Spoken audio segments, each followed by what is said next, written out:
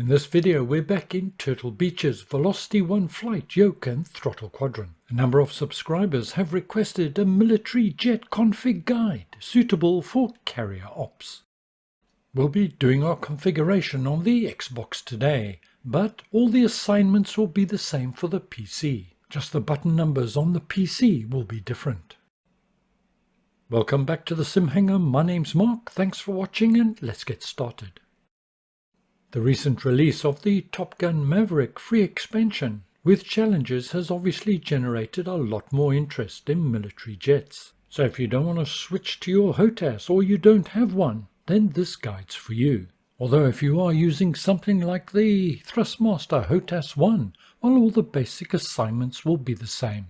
Today we're going to be configuring for the A18.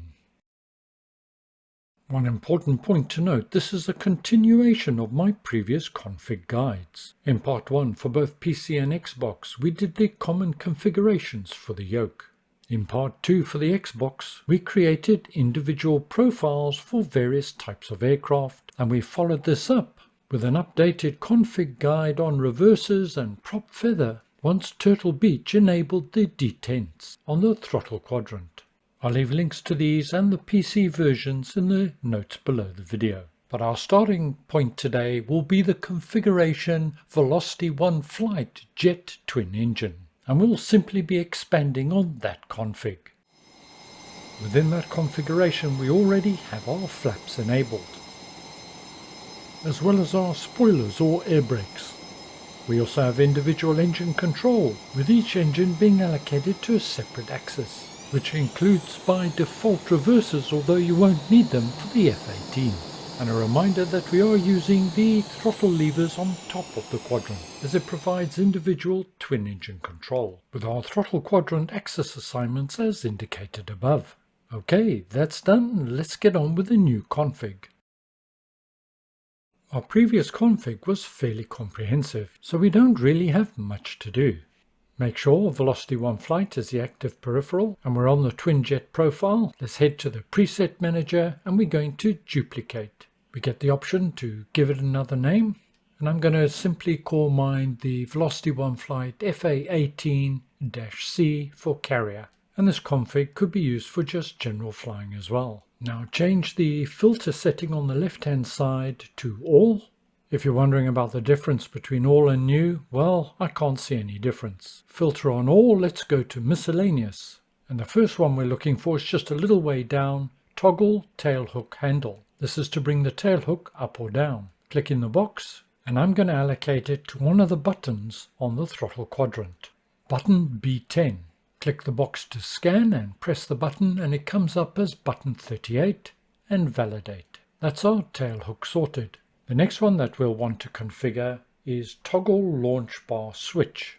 It's just a few lines below. There it is, and once again we're going to click in the box, and this time I'm going to allocate it to the B9 button, as this button also wasn't pre-configured in our earlier configs. Press the button, it'll come up as button 37, validate, and we're done here. There is possibly one other config you may want to do here. I haven't done it. And that is set nose wheel steering to limit. This will affect mainly the PC users at this time. If you're using the TopGun aircraft carrier, that's available as freeware on flightsim.to. And as shown in my recent video, TopGun aircraft carrier, once again link in the notes below. Not available for Xbox at this time. Its function is to free up the steering on the FA18 after landing, as sometimes this locks. However, there's still one other very important setting that we need to make, and to find it we go to Instrument and Systems and then Engine Instruments. Once in that submenu we want to page all the way down to the bottom, as we're looking for toggle afterburner. Not afterburner 1, 2 or 3, toggle afterburner. Click in the box, but this time I'm not going to set this on the throttle quadrant, but I'm going to set it on my yoke. PC users would have to change peripheral. I'm going to set it to hat 2 up, which is joystick button 27. That's now selected, so I can validate, and we're done. So under miscellaneous we set toggle tail hook and set launch bar, And under our instrument systems and engine instruments, we chose toggle afterburner. Let's now apply and save, and let's jump into the sim and see if it's worked. First of all, I'm going to hit the B9 key, which is toggle launch bar switch, and we can see the lever moving underneath the front undercarriage.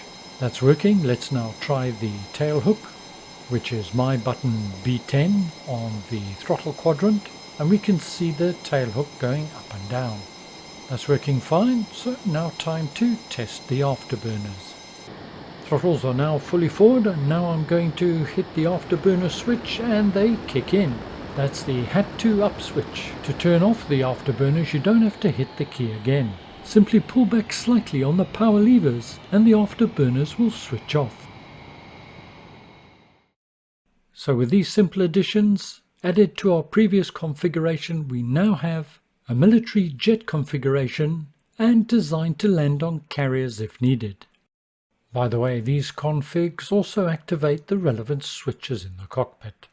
If you're struggling with any configurations, make sure you check out my videos. But if you're still struggling and would like me to have a look at an aircraft, I can't promise to do so, but please comment below, and if there's enough requests, who knows, maybe I can do a config guide for that. Thank you very much for joining me today. I hope you found this useful and informative. Stay well, look after yourselves. I'll see you again soon, and bye for now.